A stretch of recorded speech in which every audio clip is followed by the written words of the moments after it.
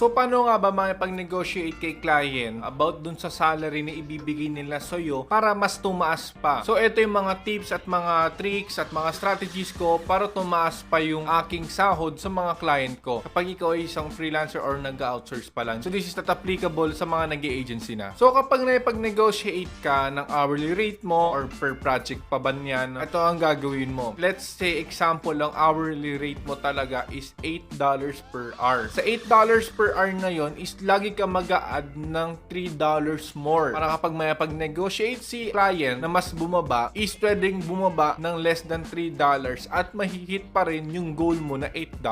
At let's say na hindi nakipag-negotiate si client ng less than $3 at okay lang sa kanya $11 per hour sa'yo, edi mas better pa rin. Kumbaga, it's a win-win situation at wala naman mawawala sa'yo. So, pag sinabi ng client, how much do you charge? Sabi mo na $11 per hour. Tapos, yung $11 per hour na yon, pag sinabi niya, that's too much. Can we do like $8 per hour? Are you okay with that? Sabihin mo, yes, of course, no problem. Pero, sa isip nila is naka-discount sila ng $3 per hour. Pero sa totoo talaga, yung talagang goal mo na $8. Kasi pag sinabi mo, ang other situation, kapag sinabi mo kagad na $8 per hour, pag binarat ka ni client na that's too much, $6 or $5 lang kaya ko, wala ka na magagawa doon. So, lagi ka magdagdag para pag bumaba doon pa rin sa goal mo. So, ganoon ang unang way is magdagdag ka ng extra $3 per hour. Paano naman kapag ikaw ay isang project-based? Pag tinanong ng client is, magkano ba ang isang video? Pwede ka magbigay sa kanya ng by package at pwede mong i-package yun by hour. Sabihin natin, yung video na yun is kaya mong gawin for 2 hours at $8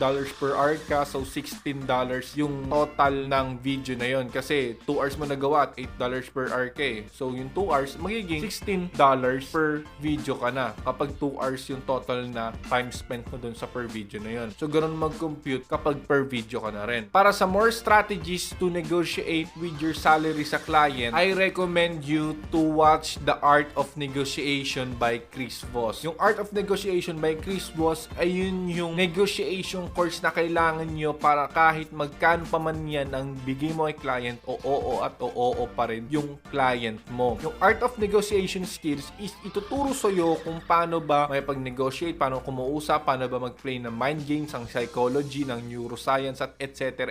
pa yan. Si Chris Voss ay isang kilalang FBI negotiator na kilalang kilala at nakipag-negotiate rin siya sa mga businesses, sa mga investor at etc. At ituturo sa'yo kung anong sikreto niya kung paano siya makipag-negotiate sa mga tao. At pwede mo siyang i-access doon sa ating freebies na folder if ikaw ay isang plus member. Kung ikaw isang premium member, pwede ka mag-upgrade ng inyong slot para ma-access mo yung mga freebies na sinasabi ko kanina. So sa mga plus members dyan, if ikaw may access sa freebies, tignan mo kagad yung Art of Negotiation by Chris Voss at panoorin mo kagad dahil marami kang matututunan doon. So see you on the next lesson.